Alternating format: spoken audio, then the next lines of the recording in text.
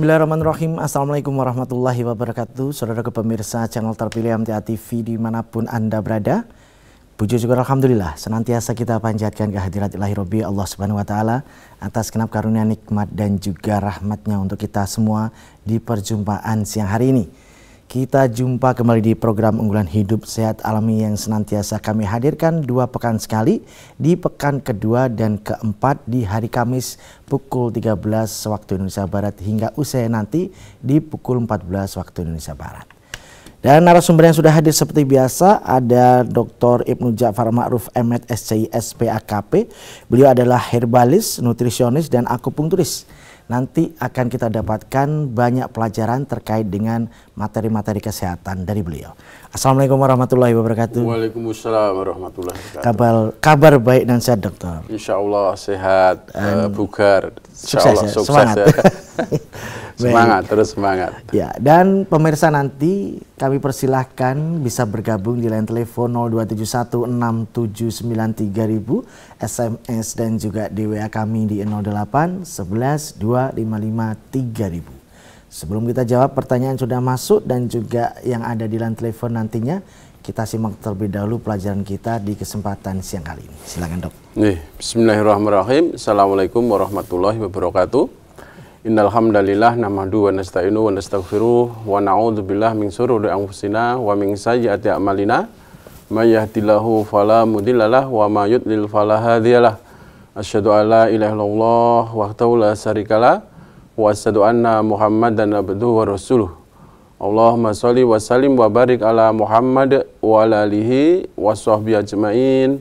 A'udzu billahi minasyaitonir rajim. Bismillahirrahmanirrahim. Rabbis shrahli sadri wa yassirli amri wahlul 'uqdatam min lisani yafqahu qawli amma ba'du. Bapak, Ibu-ibu dan saudara semuanya yang insya Allah dirahmati Allah. Pertama-tama marilah kita panjatkan puji syukur kehadirat Allah Subhanahu wa taala. Allah telah melimpahkan barokahnya, inayahnya, petunjuk, nikmat iman, nikmat Islam, nikmat sehat, nikmat kesempatan, dan masih banyak nikmat yang lain yang Allah berikan kepada kita. Seandainya kita menghitung wa in ta'udunu nikmatallahi la tuksuha. Sungguh tidak akan bisa menghitung karena luar biasa nikmat Allah yang diberikan kepada kita. Lebih-lebih nikmat iman, yang mana dengan nikmat iman inilah insya Allah amal kita diterima oleh Allah. Dan dengan nikmat iman inilah insya Allah derajat kita diangkat oleh Allah setinggi-tingginya. Wala tahinu wala tahzanu wa antumul a'launa in kuntum mu'minin. Janganlah kamu merasa lemah dan janganlah kamu bersedih hati. Sesungguhnya derajat kamu paling tinggi in kuntum mu'minin jika kamu menjadi orang-orang yang beriman. Makanya iman yang sudah tertanam kuat dalam sanubari kita perlu kita jaga, perlu kita rawat, dan perlu kita pelihara. Yang kedua, nikmat yang tidak kalah pentingnya adalah nikmat sehat. Nikmat sehat juga terus kita jaga, kita pelihara, karena memang nikmat sehat ini tidak bisa dirupiahkan dan tidak bisa dinominalkan. Dan sehat itu sendiri adalah gaya hidup. Ya, sehat itu sendiri adalah gaya hidup, artinya kebiasaan hidup kita sehari-hari. Gaya hidup yang terbaik adalah mengikuti perilaku kehidupan Nabi dan para sahabat. Karena memang Nabi adalah sebagai uswatun hasanah. Laqad kana lakum fi Rasulillahi uswatun hasanah. Di dalam diri Rasulullah itu ada suri teladan yang terbaik. Baik beliau sebagai kepala pemerintahan, sebagai kepala rumah tangga, sebagai utusan Allah, sebagai panglima perang, bahkan beliau sendiri ya bisa kita contoh dalam menjaga kesehatannya. Karena memang Nabi dalam riwayat Rasulullah Muhammad SAW dalam riwayat semasa hidupnya hanya sakit 2 kali, artinya sehat. Ya, yang pertama ketika menerima wahyu beliau demam, kemudian sakit yang kedua ketika datang mendekati ajalnya. Bapak, Ibu dan saudara semuanya yang insya Allah dirahmati oleh Allah, gaya hidup yang terbaik adalah mengikuti perilaku kehidupan Nabi dan para sahabat dari mulai tidur sampai mau tidur lagi. Kalau kita mencontoh dari mau tidur sampai tidur kembali, insya Allah akan sehat. Tidak hanya sekedar sehat jasmani kita, tapi juga sehat rohani kita, sehat mental kita, sehat sosial kita, sehat ekonominya, dan yang jelas sehat secara spiritual, yaitu sehat akidahnya lurus tanpa kecampuran syirik, musyrik, gugon Tuhan, tahayul, dan lain sebagainya. Dan ibadahnya, syariatnya benar, tidak kecampuran bid'ah. Sehat ada beberapa pola. Jadi untuk menunjang kesehatan kita, minimal ada 4 pola yang harus kita perbaiki, yang harus kita biasakan dalam kehidupan sehari-hari. Yang pertama adalah pola pikir. Kalau pola pikir kita sehat, pola pikir kita baik, selalu positive thinking, selalu bersyukur kepada Allah, selalu qanaah. Keadaan saat ini adalah keadaan yang terbaik, pilihan Allah, terus kita syukuri, dan terus kita banyak ingat kepada Allah, insya Allah hati kita akan tentram. Dengan tentram inilah, maka ketentraman itu adalah pangkal kebahagiaan, dan bahagia itu pangkal daripada kesehatan. Maka jangan lupa bahagia. Yang kedua adalah pola makan. Kalau makan kita juga mencontoh perilaku kehidupan Nabi dan para sahabat, insya Allah juga akan kita sehat. Ya, jadi dalam firman-Nya, A'udzubillahi minasyaitonirrajim, Bismillahirrahmanirrahim, Ya ayyuhanas kulu mimma fil ardi halalan thayyiban. Wahai manusia, makanlah apa yang ada di bumi ini yang halal lagi baik, yang halal lagi thayyib. Halal dari zatnya itu sendiri dan halal cara mencarinya. Kemudian thayyib artinya ada nilai gizinya, ada nutrisinya, ada kandungan zat aktifnya yang kita makan. Thayyib dan thayyib ini setiap orang berbeda. Mungkin kolesterol tinggi, thayyib bagi anak-anak yang masih usia masa tumbuh dan kembang. Tapi kolesterol tinggi juga tidak thayyib bagi orang-orang yang mungkin usianya di atas 50 tahun atau 55 tahun. Maka thayyib ini juga berbeda setiap orang. Makanya dalam kesempatan ini insya Allah nanti kita kaji bagaimana makanan-makanan yang terbaik yang disediakan oleh alam kita, yang disediakan oleh lingkungan kita. Kemudian yang ketiga adalah pola aktivitas. Pola aktivitas ini banyak sekali, dari istirahat, dari kegiatan sehari-hari, kemudian juga dari kita bekerja, itu semuanya kalau kita mencontoh perilaku kehidupan Nabi dan para sahabat juga akan sehat.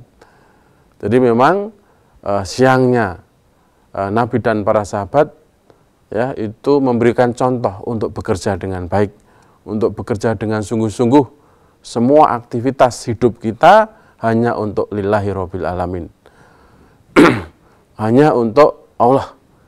Jadi kalau semua aktivitas kita niatkan untuk lillahi rabbil alamin, ya selain kita juga mendapat mungkin maisah secara keduniaan, penghasilan secara keduniaan, tapi juga kita akan mendapat kebaikan-kebaikan, mendapat pahala di sisi Allah. Ini juga luar biasa untuk orang-orang yang beriman. Kemudian yang keempat adalah pola olahraga. Jadi olahraga yang baik adalah olahraga yang teratur dan terukur.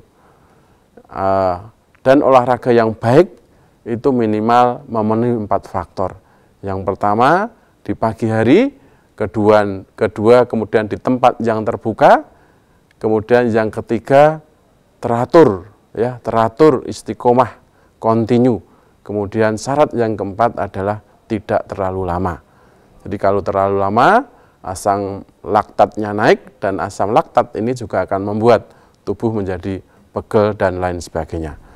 Ini Bapak-bapak, Ibu-ibu, dan saudara semuanya yang insya Allah dirahmati oleh Allah, 4 pola hidup sehat. Kalau kita terapkan, mencontoh perilaku kehidupan Nabi dan para sahabat, insya Allah akan sehat. Jadi ini dulu sebagai mukadimah, kita akan menjawab pertanyaan-pertanyaan yang masih belum kita jawab tahun yang lalu. Itu Mas Tommy. Ya, baik. Ya, kita jawab terlebih dahulu Dok yang ada di WA ya. Dari saudara kita yang ada di Sumatera Selatan. Apabila perut itu diurut, berbahaya atau tidak, Dok? Karena teman saya menganjurkan kepada saya untuk urut. Karena kemungkinan kandungan turun. Atau mungkin kalau orang Jawa bilang itu pehnya, peh turun, pehnya. Turun. Mohon penjelasannya.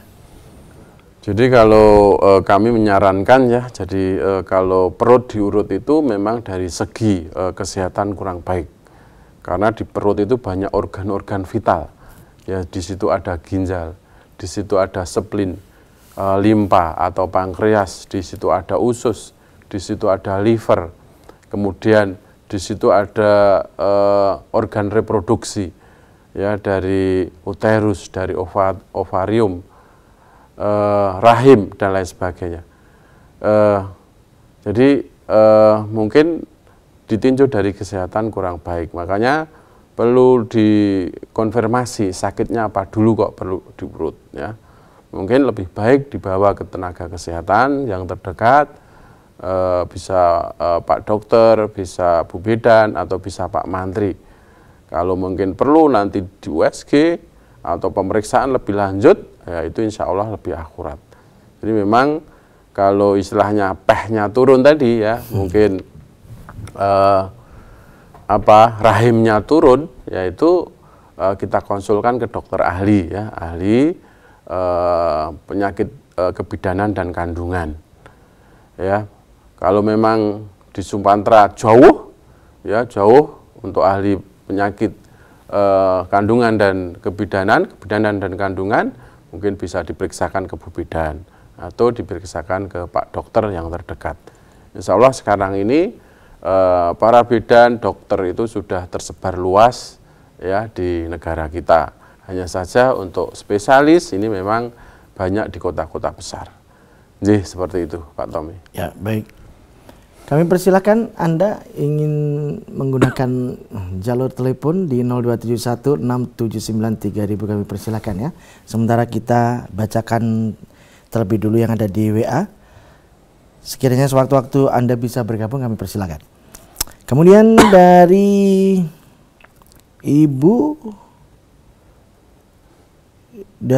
siapa? Ibu Pairah ya di Pacitan. Nah ini.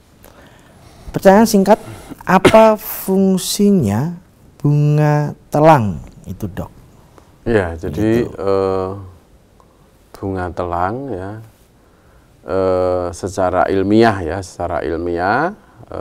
memang saya sendiri belum belajar ya, tapi kalau melihat di Google ya, di Google kita search di YouTube bunga telang itu, di situ tertulis banyak manfaatnya ya, ya, salah satunya untuk meningkatkan imunitas, bisa juga untuk mengurangi rasa nyeri, kemudian juga bisa juga untuk penyakit-penyakit termasuk mungkin tumor atau kanker.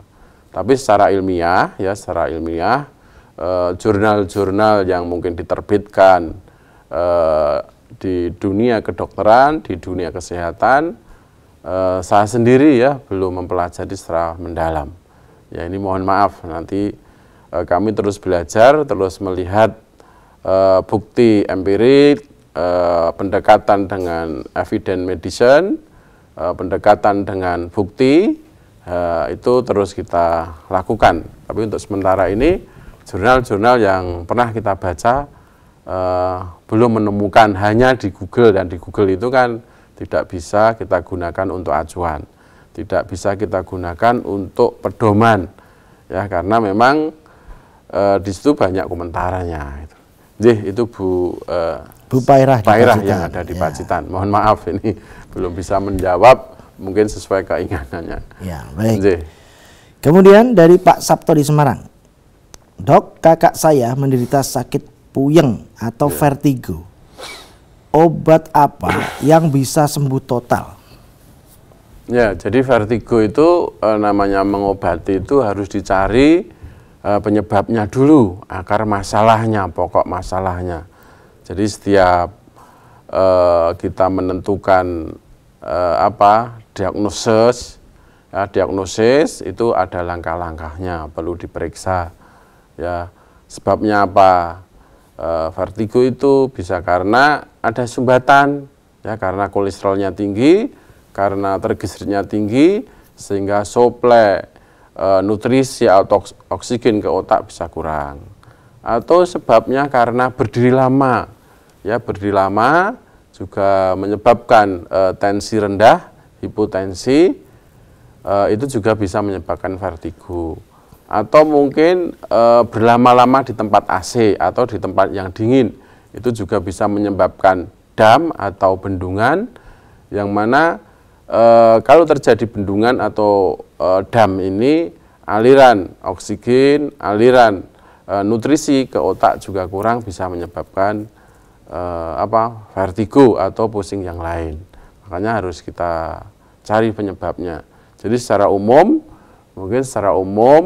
untuk obat nyeri, baik itu nyeri kepala, sepalgia, baik itu migrain, kemudian vertigo, secara umum, yang pertama adalah kemarin sudah kita sampaikan, ya, untuk obat anti nyeri yang ampuh. Yang pertama adalah 1 ruas jahe, 1 ruas temulawak, dan 1 ruas lengkuas atau laos. Itu direbus dengan 3 gelas air, ya. Setelah mendidih, ramuan tadi baru dimasukkan, kemudian api dikecilkan, ditunggu 10-15 menit. Kemudian setelah itu api kita matikan, dan kita tunggu agak dingin, ya, agak dingin, baru kita saring, kita jadikan 2 gelas. Bisa kita minum pagi dan sore. Bisa ditambah dengan madu. Ya, madu ini memang kalau kita membaca riwayat sejarah, madu itu kesukaan Nabi dan kesukaan para sahabat. Madu, kurma, itu juga kebiasaan yang memang sering dikonsumsi atau didahar Nabi dan para sahabat. Mengapa madu? Karena memang madu ini dijelaskan dalam Al-Quran, ya, yakhruju min butuniha sarabun mukhtalafun alwanuhu fihi sifaul linas, bahwa di dalam perut lebah itu keluarlah cairan, keluarlah madu yang beraneka warna dan bisa bermanfaat, ya, untuk menyembuhkan beberapa penyakit terhadap manusia. Ya, di dalamnya terdapat obat untuk bagi manusia.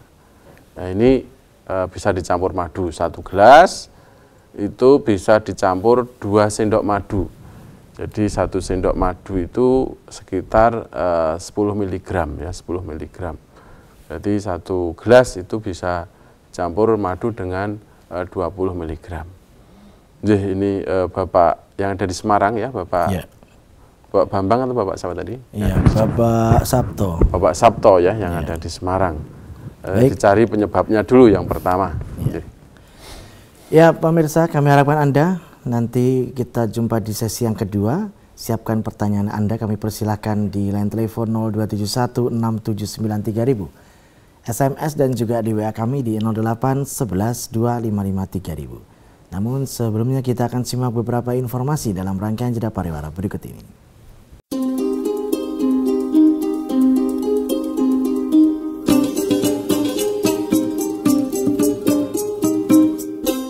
Baik, saudaraku pemirsa channel terpilih MTA TV dimanapun Anda berada. Terima kasih Anda masih setia bersama kami, khususnya di program unggulan Hidup Sehat Alami. Masih bersama Dr. Ibnu Ja'far Ma'ruf M.Med, SCI, SPAKP. Beliau adalah herbalis, nutrisionis, dan juga akupunkturis yang nanti akan menjawab lanjutan dari pertanyaan-pertanyaan yang sudah masuk dan juga di line telepon. Kita lanjutkan, Dok, ya, yang ada di WA dari Ibu Giono Wuryantoro, Wonogiri. Saya batuk sudah lama, banyak obat batuk yang saya minum, tapi kok masih batuk, ya, Dok? Apa ada herbal atau obat batuk yang manjur? Dan obat herbal penurun kolesterol ya, Dok? Oh ya. Jadi Bu Giono yang ada di Wonogiri ya? Iya, Wuryantoro. Wuryantoro Wonogiri. Jadi batuk sudah lama minum obat batuk nggak sembuh-sembuh. Nah ini sudah diperiksakan belum ini ya? Sudah diperiksakan ke dokter belum? Kalau memang sudah diperiksakan ke dokter, kemudian sudah diobati, ternyata belum Allah belum memberi kecocokan, ya, terus masih batuk. Nah ini sebenarnya juga dicari penyebabnya dulu. Batuknya sebabnya apa? Batuk itu banyak sebabnya. Karena asma bisa juga batuk, karena bronkitis juga bisa menyebabkan batuk, karena batuk alergi juga bisa alergi dingin, debu, atau bauan yang menyengat itu bisa juga menyebabkan batuk. Nah ini dicari penyebabnya dulu.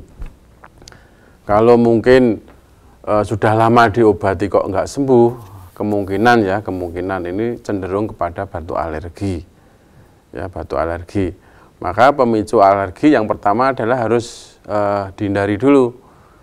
Alerginya, batuknya sebabnya alergi apa? Apakah alergi debu? Apakah alergi dingin? Apakah alergi makanan? Ya, apakah juga sebabnya juga bisa karena pikiran yang berat, ya, juga bisa memicu timbulnya batuk. Nah, kemudian setelah itu meningkatkan imunitasnya, meningkatkan kekebalan tubuh. Ya. Jadi kalau memang batuknya karena alergi dingin, setiap hari ya minumnya harus hangat. Jangan minum es. Kalau minum es tambah batuknya. Gitu loh.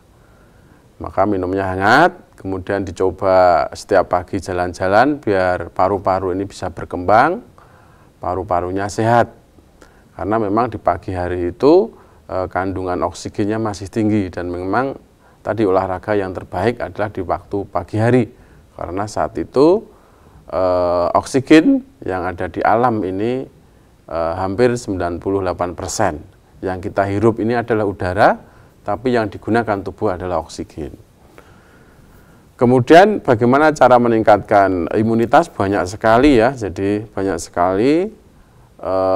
Istirahat yang cukup tadi, olahraga yang teratur, kemudian pola pikir yang baik, yang sehat, yang selalu positive thinking, yang qanaah, yang selalu bersyukur, ya, itu termasuk juga mempengaruhi sistem kekebalan tubuh.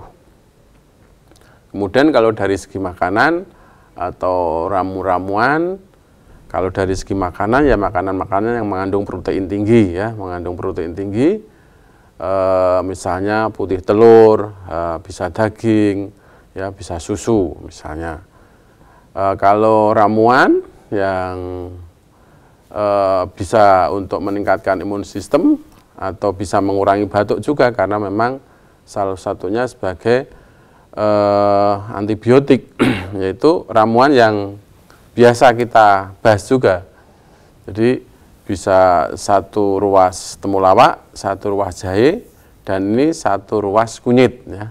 Kalau nyeri tadi lengkuas, laos, kalau batuk ini 1 ruas kunyit. Ya, hampir sama cara merebusnya, sediakan 3 gelas air, kemudian dimasak sampai mendidih, kemudian ramuan tadi baru dimasukkan, kemudian api dikecilkan, ditunggu 10-15 menit, ya. Baru api dimatikan, ditunggu agak dingin, baru disaring, dijadikan 2 gelas, bisa diminum dengan madu. Itu jadi, atau bisa ditambah dengan meniran, ya, karena meniran atau Phyllanthus niruri ini mengandung pilantin. Pilantin itu salah satunya juga selain untuk imunomodulator, ya, meningkatkan imun sistem, juga sebagai hepatoprotektor, juga sebagai nefroprotektor. Artinya bisa untuk melindungi daripada hati kita, dari penyakit-penyakit hati atau penyakit-penyakit liver. Kemudian imunomodulator untuk meningkatkan imun sistem. Kemudian protektor itu bisa menjaga ginjal kita agar sehat. Itu bisa ditambah dengan meniran ya, mungkin 5 batang meniran. Jadi itu Ibu Giono ya, yang ada di Wuryantoro Wonogiri. Ya. Mudah-mudahan bisa bermanfaat dan bisa dipahami. Ya. Berikutnya dari Bapak Malik di Tuban. Bawang putih itu minumnya setelah makan apa sebelum makan, Dok? Kemudian untuk pencegahan itu minumnya sampai kapan? Sebulan atau selamanya? Oh ya. Jadi memang bawang putih itu sudah diteliti ya. Jurnal-jurnal tentang penelitian tentang bawang putih. Di situ mengandung alisin ya. Dari alin kemudian setelah masuk ke sistem pencernaan diubah menjadi alisin. Nah, alisin ini sangat bermanfaat untuk kesehatan. Dan bawang putih ini sudah turun-temurun ya, menjadi konsumsi nenek moyang kita dalam rangka untuk menjaga kesehatan. Ya, kalau di Cina sana itu bawang putih ini digantung ya di pintu-pintu dan lain sebagainya dalam rangka untuk mengusir virus, mengusir bakteri, mengusir jamur, karena memang kandungan alisin ini sangat baik ya untuk bahkan sebagai antibiotik, sebagai antibakteri, sebagai antifungi atau anti jamur, bahkan bisa sebagai anti hipertensi, sebagai untuk menurunkan daripada kolesterol. Nah, ini hiperkolesterolemia. Ini juga bisa digunakan bawang putih ini. Bagaimana cara mengonsumsinya? Apakah habis makan atau sebelum makan? Dua-duanya bisa ditempuh ya. Dua-duanya bisa ditempuh, bisa dijalankan. Mau makan juga boleh, sebelum makan atau mau makan setelah makan juga silahkan. Tapi kalau menurut penelitian ya yang efektif kandungan alisinnya itu justru ya jadi sebelum makan. Ya, jadi alisin nanti dengan enzim amilase, alin dengan enzim amilase di sistem pencernaan dirubah menjadi alisin. Dan setelah bawang putih ini ya bisa dilakukan dengan makan. Ya, kemudian sebaiknya juga dihindari dulu untuk minum, ya, karena memang alisin ini setelah dia bereaksi dengan enzim amilase, dia membentuk sistem yang baik. Tadi sebagai antibodi, sebagai antibakteri, sebagai antibiotik, kemudian juga sebagai anti jamur atau antifungi, itu sehingga khasiatnya itu lebih efektif. Bisa juga kalau memang ada penyakit lambung atau gastritis atau penyakit MAH, ya bisa makan dulu ya baru mengonsumsi bawang putih. Dan apakah bawang putih ini bisa diminum selamanya?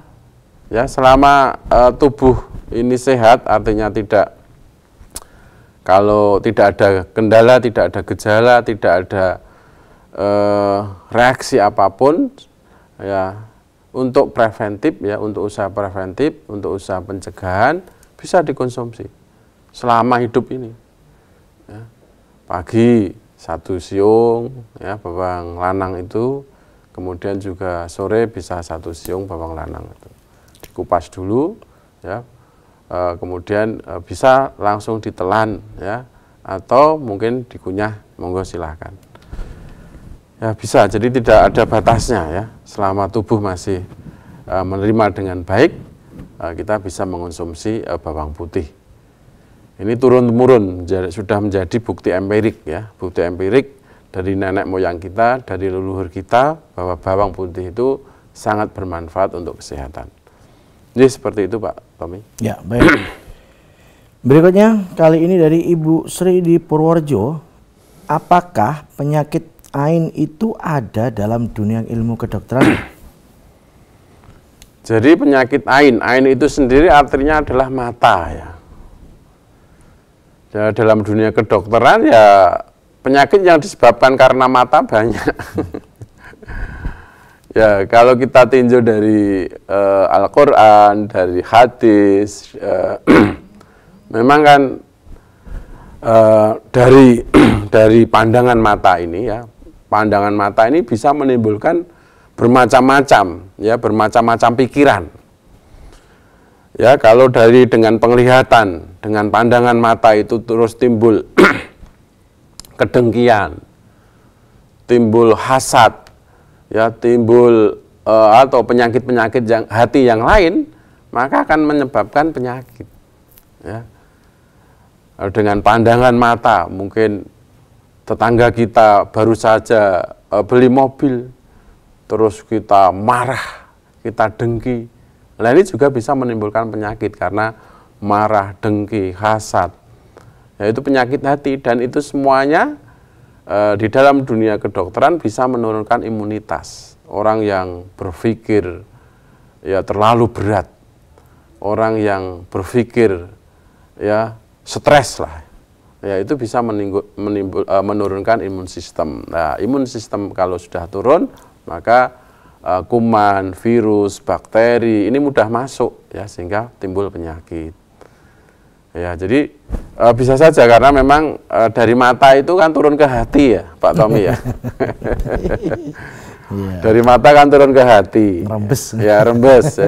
Dan penyakit hati itu termasuk tadi hasad, dengki, iri, serai, kemudian jumawa dan lain sebagainya. Nah, itu semuanya adalah obatnya adalah Al-Qur'an. Ya, karena memang dalam Al-Quran disebutkan wa nunazzilu minal Qur'ani ma huwa sifa'u wa rahmatul lil mu'minin. Ya, wa rahmatul lil mu'minina wa la yajiddud dolimina ila khusara. Al-Quran ini diturunkan ya. Wa nunazzilu minal Qur'ani ma huwa sifa'u wa rahmah. Ya, Al-Quran ini diturunkan sebagai obat ya, sebagai penawar dan rahmat bagi orang-orang yang beriman. Ya, asifa'u lima fis sudur, ya, obat penyakit yang ada dalam dada. Penyakit yang ada dalam dada apa? Salah satunya iri tadi, dengki. Dengki itu muncul karena dari pandangan, ya, dari pandangan mata, dari kita melihat. Iri juga seperti itu, karena wah dia berprestasi, mungkin dia sukses, dia berhasil. Ya, iri. Ya. Nah, iri ini timbul dari muncul pertama kali dari pandangan, dari penyakit ain tadi. Nah, sehingga bisa menimbulkan penyakit hati. Kalau sudah penyakit hati, timbul penyakit fisik. Ya, ya, timbul penyakit fisik. Ya, mudah flu, mudah batuk, kemudian juga mudah demam, atau mungkin penyakit-penyakit yang lain. Bahkan stres pun bisa menyebabkan penyakit DM, ya, diabetes mellitus atau penyakit gula. Karena kalau seseorang itu berpikir berat, berpikir stres, itu maka pankreas ini, ya, organ pankreas ini fungsinya akan menurun. Nah, salah satu fungsi pankreas itu adalah menghasilkan insulin. Nah, insulin ini fungsinya untuk mengubah glukosa menjadi glikogen. Kalau produksi insulinnya itu berkurang, produksi insulinnya itu rendah, maka yang tinggi ya itu adalah glukosanya, gula dalam darah. Maka kalau walaupun mungkin tidak punya keturunan, ya, makannya juga baik, teratur, tapi kalau pikirannya ini stres, pikirannya ini berat karena dengki, iri dan lain sebagainya tadi, juga bisa menimbulkan penyakit fisik, salah satunya penyakit gula atau DM. Makanya mata ini juga harus kita gunakan dengan baik, dengan bijak, ya. Karena dari mata turun ke hati, dari hati turun ke pikiran, dari pikiran nanti semuanya, ya. Karena semuanya ini dikendalikan dari pikiran, akan mungkin juga tidak bersemangat, akan mudah capek, akan lelah dan lain sebagainya. Bisa dikaitkan dengan dunia kedokteran modern. Jadi seperti itu, Pak Tommy. Ya, baik.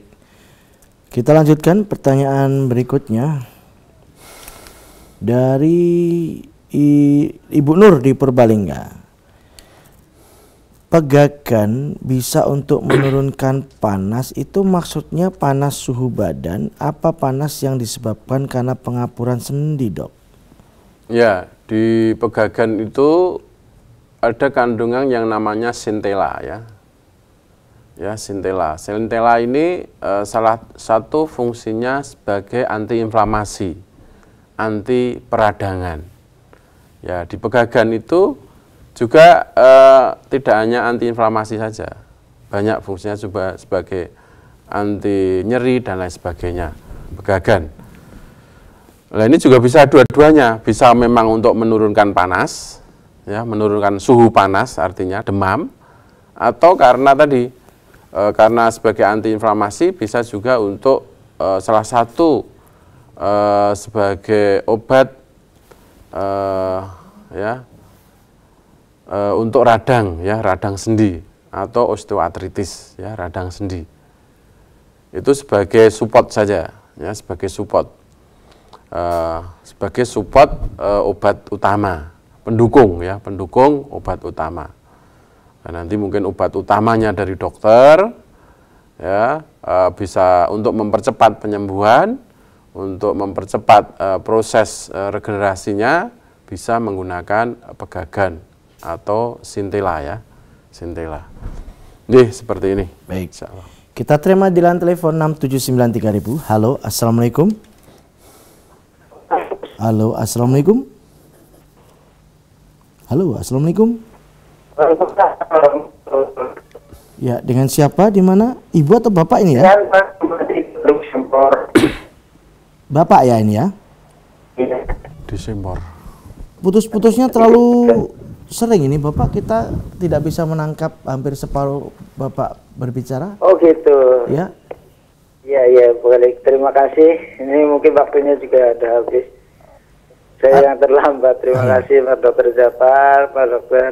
Dan Assalamualaikum warahmatullahi wabarakatuh. Waalaikumsalam warahmatullahi wabarakatuh. Sudah jelas. Waktu pamitan jelas malah. Ya. Baik, insya Allah nanti ke depannya ya, atau menggunakan SMS atau WA silakan Bapak ya. Baik, kita lanjutkan Dok yang ada di WA. Berikutnya tadi sampai mana nih? Ya ini. Pegagan. Ya, pegagan ya. Tadi udah ya? Sudah. Udah ya. Kemudian berikutnya dari Ibu Indah di Karawang, 45 tahun. Ya. Dok, saya divonis kista kurang lebih 2 cm. Herbal apa yang bisa menyembuhkannya? Dan makanan apa yang tidak boleh dimakan? Oh ya. Jadi kista ya? Ya. Sudah besar belum itu ya? 2 cm ini. 2 cm ya. Jadi memang perlu ya. Jadi kalau memang kista itu saran saya diperiksakan ke ahli kandungan. Ya, diperiksakan ke ahli kandungan, nanti bisa di USG, kemudian bisa dilakukan tindakan. Ya. Nah, memang kadang ya tidak semua pasien itu mau dioperasi ya, karena banyak pertimbangan ya. Karena mungkin ya biaya nomor 1. Yang kedua karena memang trauma dengan mungkin saudara-saudara yang pernah operasi. Ya, atau mungkin karena memang ya sudah tua ya, banyak pertimbangan, atau punya mungkin penyakit-penyakit yang lain yang tidak bisa memang secara medis dioperasi ya, penyakit-penyakit yang lain, penyakit-penyakit kelainan itu. Nah, ini bisa dicoba ya, bisa dicoba dengan daun sirsak. Tetap kami 3 ramuan tadi, 1 ruas jahe, 1 ruas temulawak, kemudian 1 ruas lengkuas ditambah 5 lembar daun sirsak.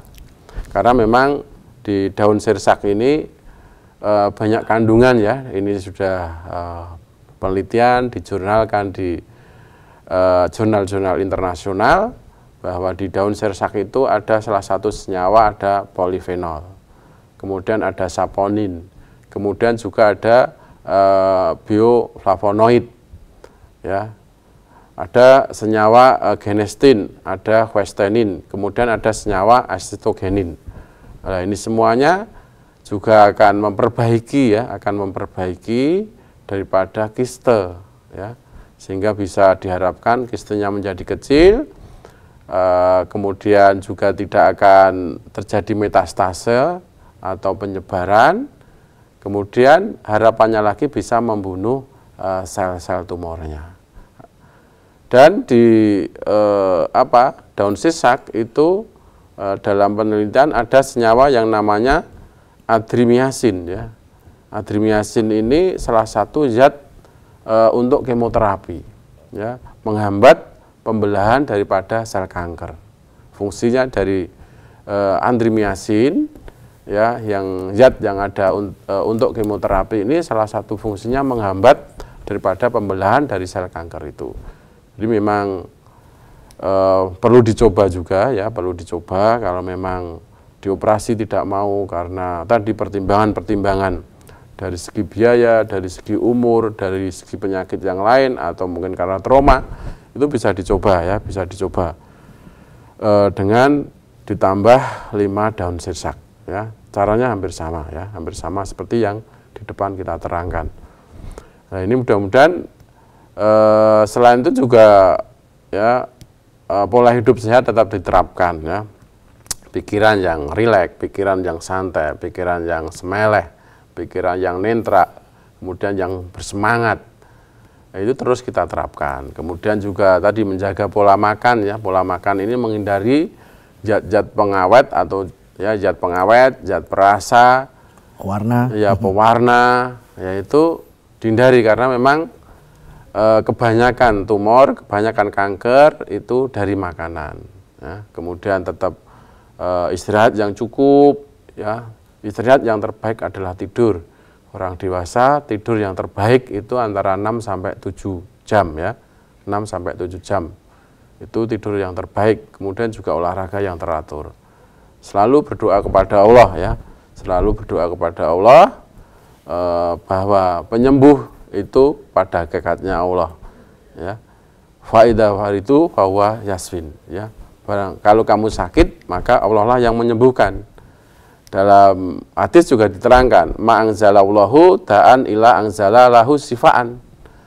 Jadi Allah tidak akan menurunkan penyakit, melainkan menurunkan obatnya juga. Nah, ini kita harus yakin. Wa idza maritu fa huwa yasfin. Kalau kamu sakit, maka Allah lah yang menyembuhkan. Ma anzalallahu da'an ila anzalallahu sifaan. Jadi Allah menurunkan penyakit dan pasti Allah menurunkan obatnya. Ya, ini yang kita pegang. Setiap penyakit pasti ada obatnya, kecuali penyakit tua. Nah, ini semuanya kita pegang.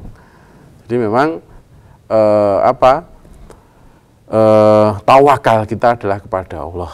Tawakal kita, tempat bersandar kita, tempat memohon kita adalah kepada Allah. Dokter, tenaga kesehatan yang lain itu sebagai perantara saja. Ya, pada akhirnya penyembuh itu Allah. Ya, ini menjadi artinya penguat bagi kita semuanya. Selalu optimis kalau kita mungkin pas, ya, qadarullah kena sakit, ya, kita tetap optimis. Pasti ada obatnya dan Allah penyembuh dari semua penyakit. Ini Pak Tommy. Ya, begitu. Kami sampaikan terima kasih atas pelajaran dan informasinya, Dok, dan kita nantikan informasi berikutnya. Assalamualaikum warahmatullahi wabarakatuh. Waalaikumsalam warahmatullahi wabarakatuh. Baik, saudaraku pemirsa channel terpilih MTA TV dimanapun Anda berada, demikian tadi telah kita simak dan ikuti bersama program unggulan hidup sehat alami. Senantiasa kami hadirkan insya Allah 2 pekan sekali. Di pekan kedua dan keempat di pukul 13 hingga 14 waktu Indonesia Barat. Kita jumpa kembali di kesempatan mendatang dan tetap hidup sehat, semangat dan jaga pola makan dan istirahat. Semoga kita senantiasa lebih menyempurnakan tiap ibadah kita. Saya Tommy Alfatoni pamit undur. Assalamualaikum warahmatullahi wabarakatuh.